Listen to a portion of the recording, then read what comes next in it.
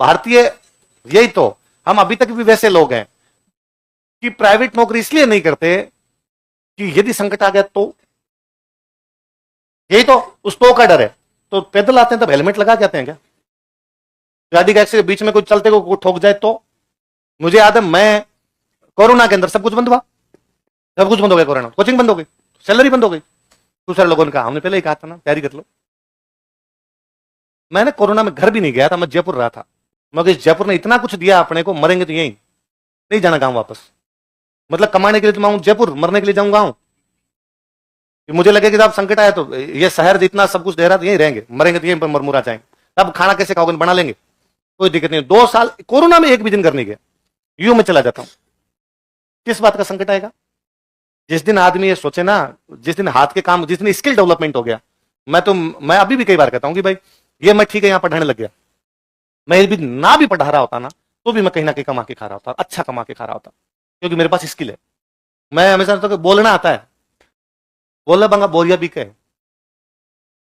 मैं किसी south India में किसी साड़ी की दुकान पे जाके साड़ियां बेचता ना तो मैं सबसे अच्छा सेल्समैन होता। मुझे बात करनी आती है, जीती आंटी जी आती है मेरे से लेके जाती है, ये वाला सबसे अच्छा बेचता है। काय लोड लेना ही था। पर अभी तक क्या है, हम योग्य, हमें खुद की योग्यता पे भरोसा ही नहीं है।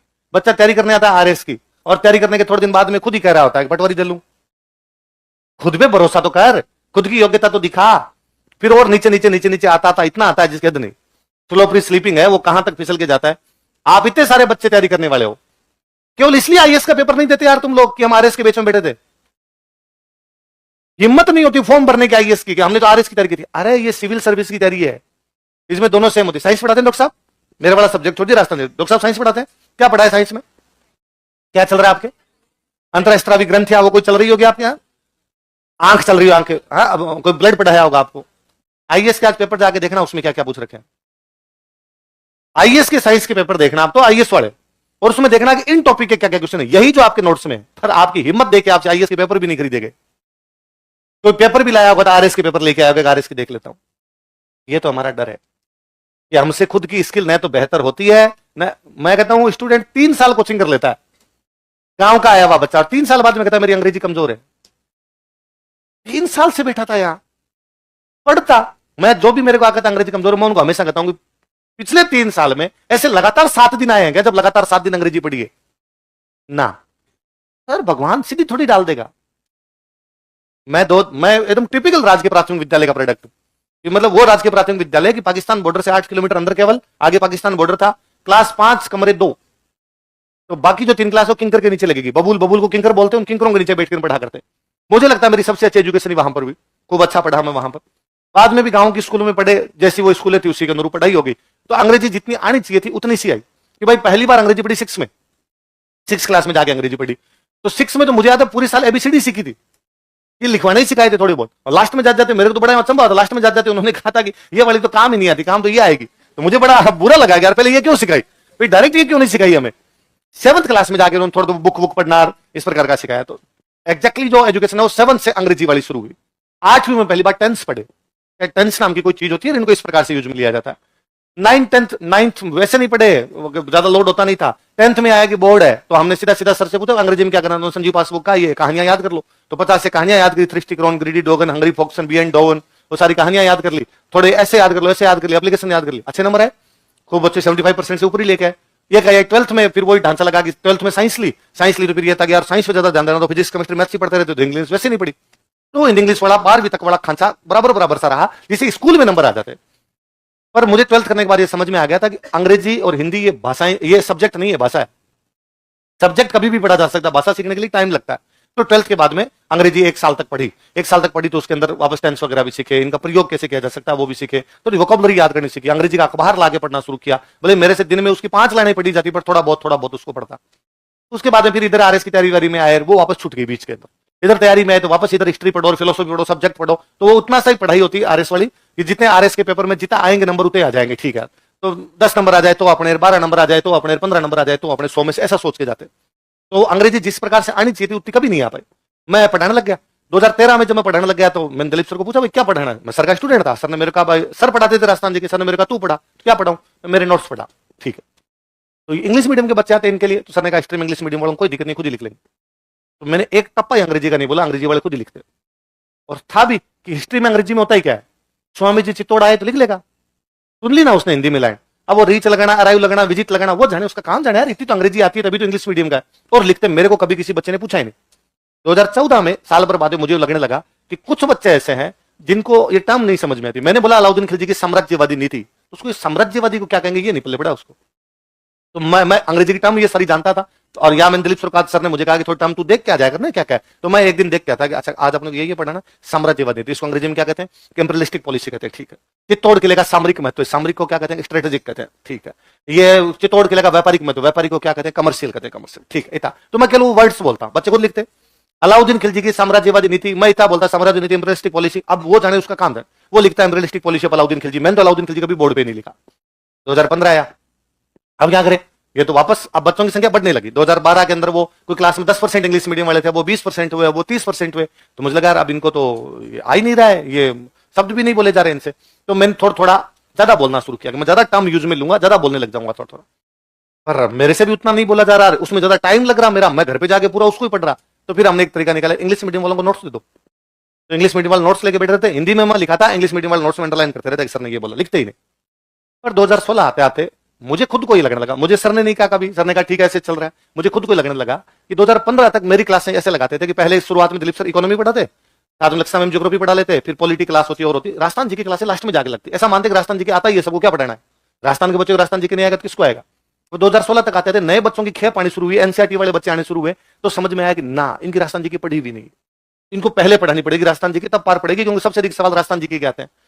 तो वेरी फर्स्ट डे में क्लास लगाई। अब पहले दिन की क्लास में मैं बच्चों को जाके कहूं कि लो इंग्लिश मीडियम वाले नोट्स लेके बैठ जाओ, तो उस बच्चे को लगेगा मेरे को क्यों नहीं लिखवा रहे, उसके 100 सवाल होंगे, नोट्स में कोई समझ में नहीं आएगा, फिर पूछेगा मैं मेरे हाथ से लिखता ज्यादा अच्छा लिख सकता था। तो 2016 के बाद में सीखी, उसको बोलना शुरू किया कि ना आपने नहीं बोलेंगे तब तक ये मन में डर रहेगा, ज्यादा ज्यादा क्या होगा गलत बोल जाएंगे, और गलत बोल जाएंगे तो बच्चा अपने कह देगा ना सर ये ऐसे नहीं होता, ऐसे होता है। परफेक्शन तो कभी नहीं आएगा जीवन में, धीरे धीरे मर पड़ के सीखेंगे, पढ़ पढ़ के सीख जाएंगे, धीरे धीरे ये हुआ कि हाँ अब अपने है कि अपने आती पहले भी थी, बोलते नहीं थे, नहीं बोलते थे तब तक, नहीं आई, बोलना शुरू किया तो आगे। तो मैं अभी भी कई बच्चों को कहता हूं यार मेरा एग्जांपल ले लो कि जब मैं इतनी सी बोलनी सीख गया क्लास में काम चल सकता है, तो तुम इतनी सी पढ़ लो जिसे आरएस में नंबर आ जाए। पर हम योग्यता सुधारने के लिए कुछ नहीं करते। हम सबको अब ये होने लग गया कि जो जितना पका पकाया माल कुछ मिल जाए तो वो अपने पास आ जाए और हो जाए। आदमी थोड़ी तो मेहनत करना पड़े। लक्ष्य मैम आगे ज्योग्राफी पढ़ाने के लिए आएंगे आपको ना, अभी 2-4 दिन में क्लास लगा देंगे। तो मैम कॉमर्स से, कॉमर्स के आरएस की तैयारी की, आईएएस का तैयारी की, आईएएस में मैम इंटरव्यू देके आए, तब उनका सब्जेक्ट था हिस्ट्री, पढ़ाते हैं ज्योग्राफी, और राजस्थान की सबसे बेहतरीन, भारत की सबसे अच्छी ज्योग्राफी तैयार कर ली, पढ़ ली, सीख ली। टिपिकल इंग्लिश मीडियम है, मैडम को हिंदी नहीं आती कि वो बोलती इंग्लिश है, मतलब साधारण बातचीत में इंग्लिश बोलते हैं। अब मैं जब उनको क्लास में हिंदी लिखवाते देखता हूं, मुझे लगता है कितनी मेहनत की इन्होंने, ठीक इधर से इधर आने। हिंदी वाले के इंग्लिश तैयार करना फिर भी थोड़ा सरल है कि कम से कम समझाना तो हिंदी में ही है। अंग्रेजी वाला भी हिंदी में समझ के राजी हो जाता है, यहाँ सर आप तो बता दो, लिखवा उसके अंदर देना, पल्ले पड़ जाएगी मुझे। 2-4 सब नहीं समझ में आएगा तो पूछ लेगा सर इसको क्या कहते हैं अभी जो आपने बोला। इंग्लिश वाला पूरी इंग्लिश बोलने लग जाए ना, मैम उस इंग्लिश के, तो इंग्लिश मीडियम वाले हाथ खड़े करते हैं, पहन जाए आज से हमारा हिंदी है ना, आप हिंदी में आ जाओ। मैम को कितनी आया होगा कि इन्होंने पूरा खुद को इधर से इधर 360 डिग्री लेके आए होंगे अपने आप में, और मेहनत की तो वो भी हो जाए। तो चीजें, योग्यता माँ के पेट से थोड़ी आती है, और सरकारी नौकरी योग्यता, बाकी योग्यता नहीं।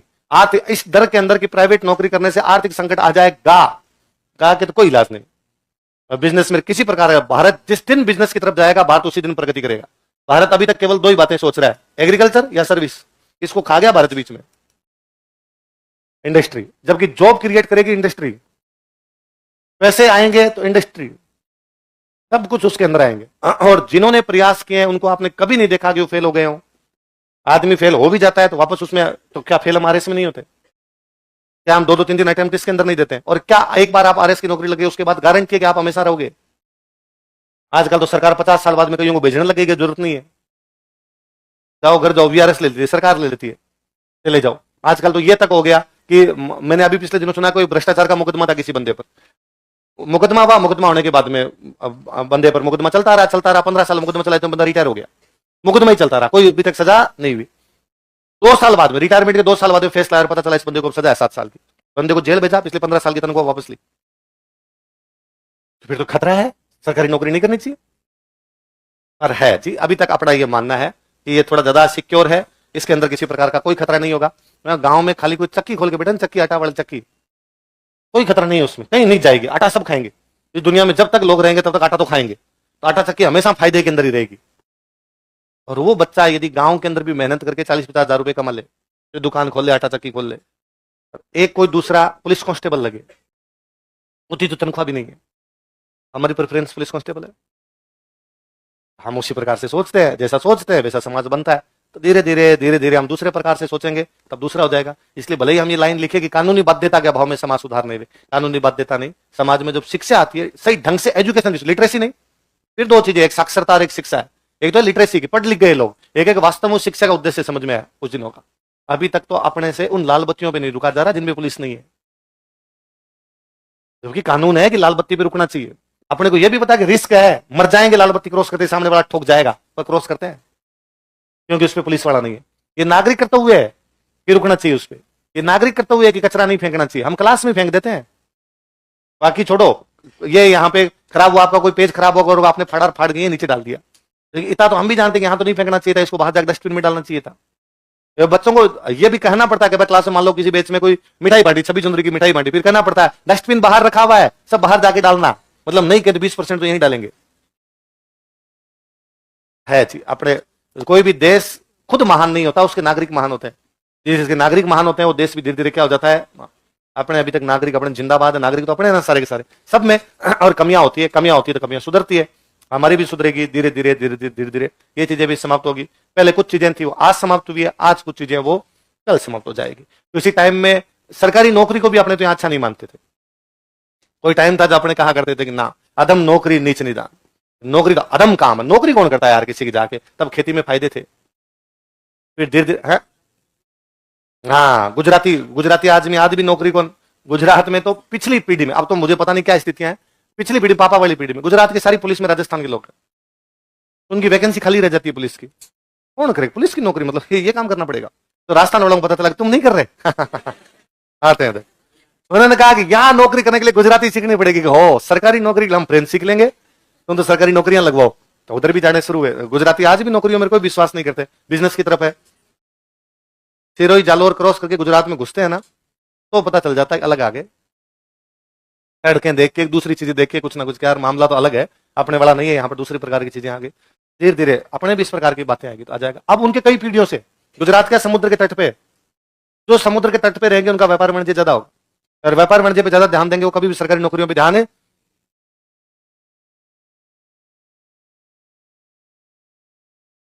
वहां बिजनेसमैन की शादी जल्दी होती है?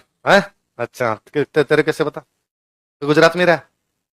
अच्छा, हाँ, वो तो वहां का ट्रेंड ही हो गया जी कि वहां पर वो तो मैं कहता हूँ भाई, किसी समय में अपने तो पश्चिमी राजस्थान में तो यदि कोई डाकू होता उसकी शादी जल्दी हो जाती, लड़की भूखी नहीं मरेगी, डाका वाका मार के कुछ तो ले आएगा। तो पहले पूछते थे जाके भाई कितने डाके मारे हुए, 4, वेरी गुड, शाबाश इस लड़के को बेटी दी जानी चाहिए क्योंकि ये क्या मार सकता है। और किसी को जाकर देखे तो घर ही रहता है, बहुत सीधा है, भूखी मर जाएगी, खुद तो भूखा मरेगा, लड़की और भूखी मरेगी, क्योंकि इसको क्या नहीं मारना था।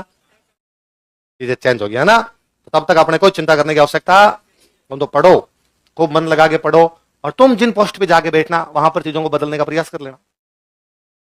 अभी तक हम क्या है, हम जिस नौकरी में जाके बैठते हैं फिर केवल अपना अपना सोचते हैं, बाकी समाज, देश, गांव और इसके बारे में सोचते नहीं। ये हम तब तक सोचते हैं जब तक उस पोस्ट पे नहीं जाते। धीरे धीरे एक आदमी थोड़ा बदलाव लाने का प्रयास करे, आवाज आएगी चीजें धीरे धीरे। मैंने किसी एक कोई बहुत पुराने को 2-3 साल पहले कहना शुरू किया था कि शादी वाले कार्ड राजस्थानी में छपा लेने, नहीं छपाते होंगे, अभी भी सारे हिंदी अंग्रेजी में आते हैं कार्ड, पर फिर भी हर शादियों के सीजन में, मेरा फोन अभी लेके चेक कर लीजिए, उसमें 50 मैसेज पक्के मिले होंगे इस सीजन के अंदर कि सर राजस्थानी में कार्ड छपवाना है, उसका एक वो भेजो, परफॉर्मा भेजो, हम कैसे छपवा लें। मुझे लगता है एक सीजन में 50 मैसेज अपने पास आए। ऐसे भी हो सकते हैं जो अपने को नहीं जानते छपवाते होंगे, या और किसी सुन के छपवाते होंगे। 500 लोग भी एक शादियों के सीजन में छपवाते हैं, तो 0 से तो 500 भले ही है। पहले नहीं था, पहले वरना अपने कार्ड वाले को जाकर अपने कहते थे कार्ड छाप दिए हमारे नाम है, फिर कार्ड वाला अपने हिसाब से ही बनाया करता था, जो उसको लिखना होता शादी में, जलूल जलूल आना, फिक्स पैटर्न होते थे उसके, है ना। इधर उधर को जो ऊपर गणेश जी की मूर्ति लगाई, 2-4 डायलॉग लिखे, भेज रहे हैं सने निमंत्रण प्रियवर तुम्हें बुलाने को, हे मानस के राजहंस तुम भूल ना जाना आने को। फिक्स लाइनें होती। मैं पूरा मुसलमानों के गांव में रहा हूं तो उन मुसलमानों के घर में लाइन होती थी, कौन किसका हबीब होता है, कौन किसका रकीब होता है, शादी उसकी वही होती है जहां जिसका नसीब होता है। तो मुझे लगता है कार्ड वाले को जा कह के मुसलमानों का कार्ड है उसको लिखना है कौन किसका हबीब होता है, कार्ड वालों जा कह के हिंदुओं का कार्ड है उसने कहा कि हे मानस के राजहंस तुम भूलना जाना ने फिक्स पैटर्न है। अब अपना अपने कहते हैं राजस्थानी, तो अब कार्ड वाला कहता है राजस्थानी मुझे लिखनी नहीं आती कैसे लिखूंगा, अपने उसको देख ले परफॉर्म हम देते हैं तेरे को, थोड़ा सा हमने चेंज किया तो अब वो परफॉर्म में रखने लग जाएंगे और परफॉर्म में लिखेंगे तो अपने आप चीजें। मैंने एक तीज का त्योहार था तो मैं तीज पढ़ा रहा था तो उससे मैंने कहा कि लड़कियों तीज पे ना लहरिया उड़ते हैं और कल सब तुम लहरिया उड़ जाओगे देख लेना। तो एक किसी लड़की ने कहा सर क्यों लड़कियां क्यों लड़के क्यों नहीं, तो मैंने कहा हाँ भाई बात सही है, लड़कों तुम भी कुछ लहरिया का लेके आना, सफा वफा लेके आना, रुमाल उमाली लेके आना। अगले दिन उस क्लास में 15-20 बच्चे, 7-8 लड़कियां 7-8 लड़के लहरिया उड़ के आगे। लड़कों ने लहरिया के साफे बांध रखे बहुत सुंदर सुंदर, लड़कियों ने तो पट्टे ले रखे। एक वो मेरे लिए लाए, मैंने पूरी 2 घंटे क्लास लहरिया के साफे मिली। मैंने उस दिन सोचा कि तेरे 1-2 मिनट बोलने से कल तू बोला और आज 15 लोगों ने लहरिया खरीदा। ये तो पीजी में रहने वाले बच्चे इनके पास तो होगा नहीं, दुकान गए होंगे, दुकान वाले को जाकर होगा लहरिया दे, ढूंढी होगी दुकान इन बच्चों ने। मान लो एक दिन केवल जयपुर के 5000 लोग, ज्यादा नहीं केवल 5000 लोग जयपुर की दुकानों पे जाके कह देगा हमें तो लहरिया चाहिए कल तीज के लिए, तो जयपुर की दुकानों पे लहरिया खत्म हो जाएगा।